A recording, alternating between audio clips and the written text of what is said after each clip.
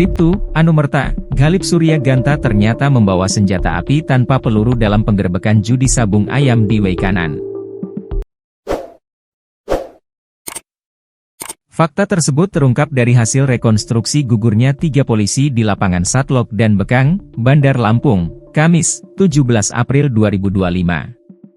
Dalam adegan 60, di mana adegan tersebut terjadi setelah tersangka Kopda Basarsyah menembak Bribtu Ghalib, saksi 19, anggota kepolisian, mendatangi korban yang telah tersungkur. Komandan Satuan Pelaksana Penyidikan, dan Satlak Idik, Denpom 2, 3 Lampung Kapten CPM Kurinci yang memimpin rekonstruksi membacakan narasi saksi 19 lalu mengambil senapan laras panjang dari Ghalib. Pada saat mengambil senapan itu, saksi 19 sempat memeriksa dan ternyata tidak ada amunisi maupun peluru di senapan tersebut. Suryalina, ibu Bribtu Ghalib, mengatakan, rekonstruksi tersebut penuh kejanggalan, khususnya di bagian Bribtu Ghalib mengejar dan menembak. Menurutnya, adegan itu adalah fitnah yang keji. Kejam sekali mereka kepada anak saya, sudah meninggal masih difitnah. Itu bohong semua. Anak saya nggak nembak duluan, kata Suryalina di lokasi rekonstruksi. Pengacara keluarga korban menyebut ada beberapa adegan yang dihilangkan dalam rekonstruksi kasus penembakan polisi di Weikanan. Hal sama disampaikan Putri Maya Rumanti, kuasa hukum keluarga korban dari tim Hotman 911.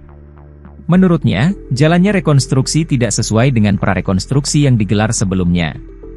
Menurutnya, dalam prarekonstruksi terdapat 80 adegan, tetapi pada rekonstruksi hanya diperagakan 71 adegan.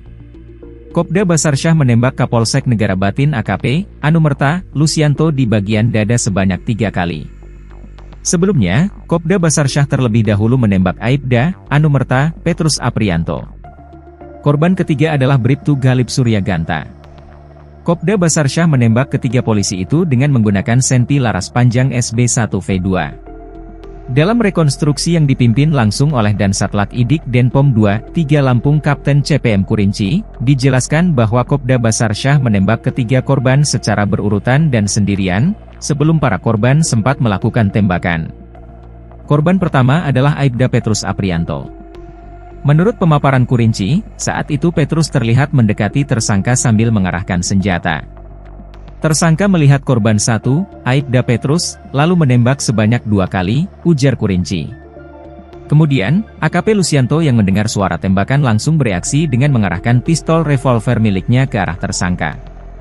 Namun, sebelum sempat melepaskan tembakan, Kopda Basarsyah sudah lebih dahulu menembak sebanyak 3 kali ke arah AKP Lusianto. Korban ketiga, Bribtu Ghalib Suryaganta, menjadi sasaran saat mencoba melumpuhkan tersangka lain, Pertu Lubis, yang hendak melarikan diri dari lokasi. Kopda Basarsyah kembali melepaskan tembakan 3 kali ke arah Bribtu Ghalib.